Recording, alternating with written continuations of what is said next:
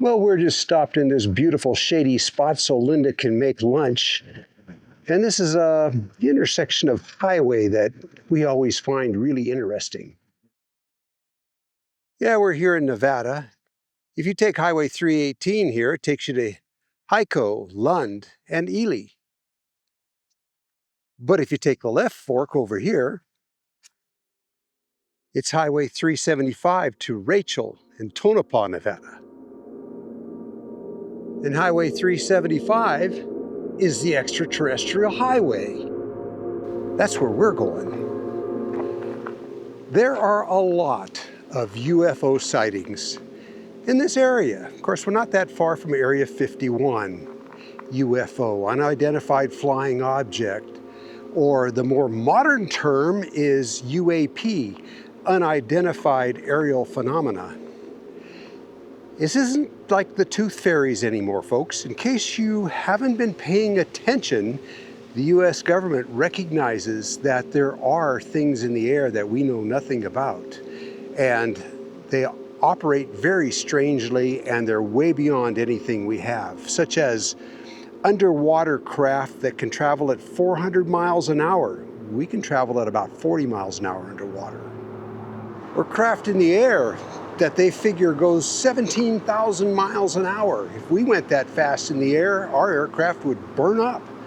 Not only that, but these things don't appear to have any wings or tail or engines of any kind, and they make no sound, and they're all different shapes and sizes. So what better place to talk about aliens than between two noisy highways, as long as one of them is the extraterrestrial highway. So just the past couple of weeks, the head of whoever it is in the government that's responsible for keeping track of UAPs, I guess they had to release a bunch of information, and they came out and they said this past week that they believe that extraterrestrials are living below the surface of the ocean. Pretty amazing. They also said they're not afraid of them because obviously with their technology they could have smoked us off the face of this planet a long time ago. But they don't know anything about them. They're right here, but they don't know anything about them. Ooh. Yeah. And yes, that information is from our own government. If you still think that unidentified flying objects aren't real, well, you need to rethink where you stand, because all the information is out there, and Linda and I have actually seen these things, two of them in broad daylight and close up, and we saw one out in the middle of the ocean when we were sailing back in the 1970s, and I was up on the foredeck. It was stormy, and the bow of the boat was plunging into the waves, and it was dangerous to be up there. And I was up there on the foredeck trying to tie down a sail, and it was dark, and all I could work with was starlight. We didn't have spreader lights on our boat or anything to help out. I was working in the dark. All of a sudden, the deck lit up in a blue-white light.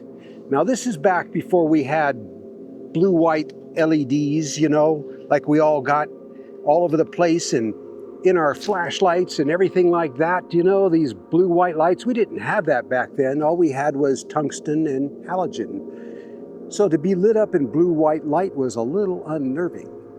I looked up above me and I saw a craft right above the boat, stop dead, not making any sound, and with lights and shining down.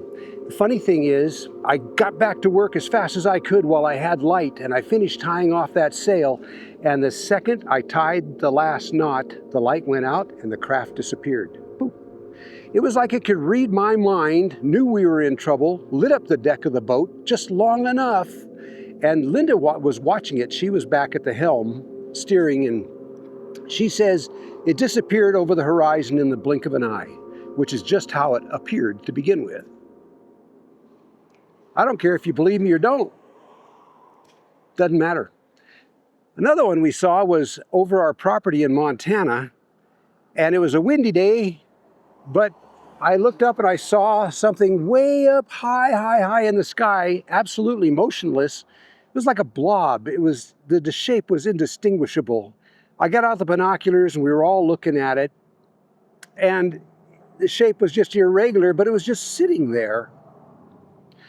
And we watched it for a long time, and me being a pilot, I know that above me is the jet stream, and winds are up there moving 75 to 175 miles an hour.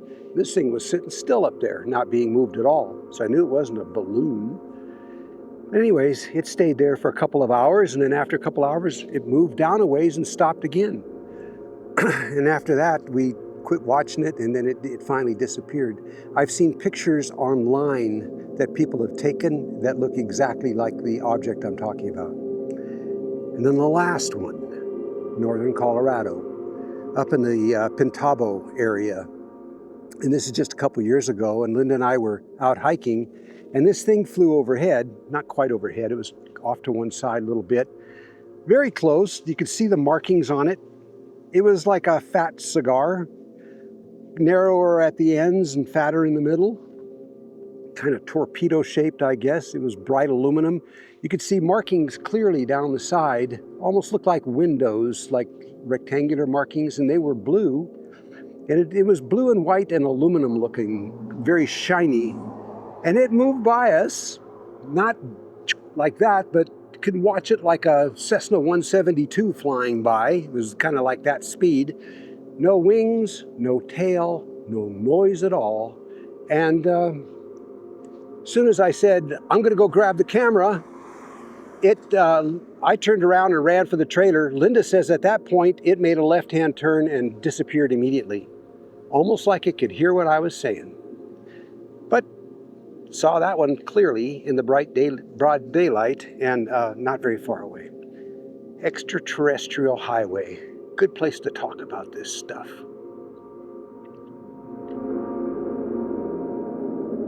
One scientist mentioned that for them to be able to move so fast, they would have to have a way of parting the air in front of them, because they move without sound and they move at incredible speeds.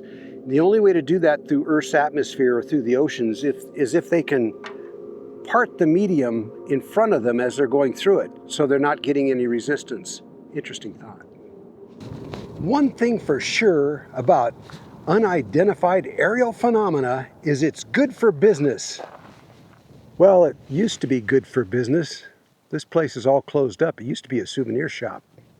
This cow pen here is directly across the street from this business that I just showed you. And I got to tell you, the flies alone would have made them have to close that place down. We'll go down the road and see if it's good for anybody else's business. One of our viewers gave me a phone call a while back, and he told me a story about having actually seen aliens working with the US government on a project. Actually had been in the facility where they were working. I think they were restoring or repairing one of their craft. And he went in with his father, who had something to do with that, and actually saw them working and everything. He explained what they looked like, kind of looked like like that big tall figure I just showed you over there. And he said they weren't very tall. There were taller ones there was like 3 different kinds. Workers, and then like officers, and then, I don't know, and then ones that were really tall, like 7 feet tall, different types of them. And you know what? I didn't disbelieve or believe him.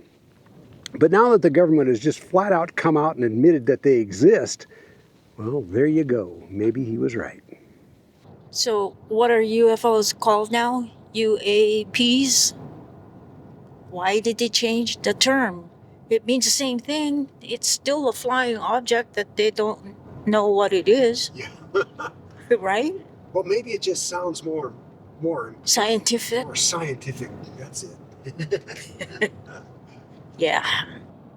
So why is this area so famous for UAPs or whatever? I don't know. Maybe because it's right here at Area 51 and they see more weird things flying in the sky. Maybe it's because it's down here where it's desert and it's warmer. The skies are mostly clear. Night skies are clear. It's warmer, so you can be out, different times of the year. You can be out even all night if you want. It's not unpleasant to be here and to be outside staring up at the sky. Could be.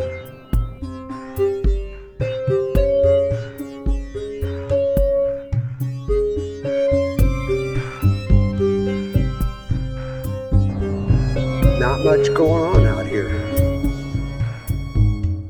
Well, coming up ahead is the bustling little town of Rachel, Nevada.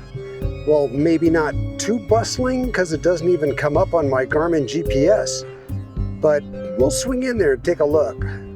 Well, we don't remember this place, so it's something new here.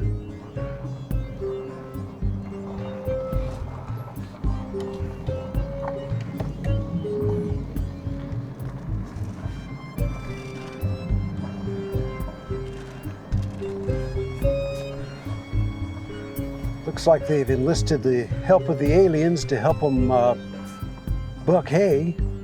Well, good for something there. Well, the little alien is still in business.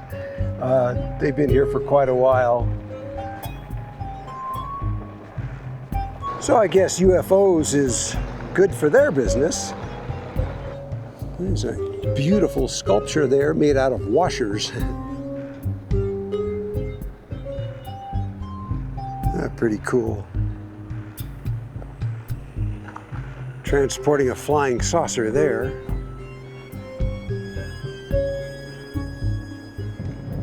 Well, the last time we were here, it was during COVID, and we went up to the door. We were going to eat here, and there was a sign on the door saying "masks required." And we didn't go in for two reasons. One reason was I couldn't figure out how I was going to eat a hamburger with a mask on. And the other reason was that how can you tell the aliens apart if they're wearing masks? I wanted to see them.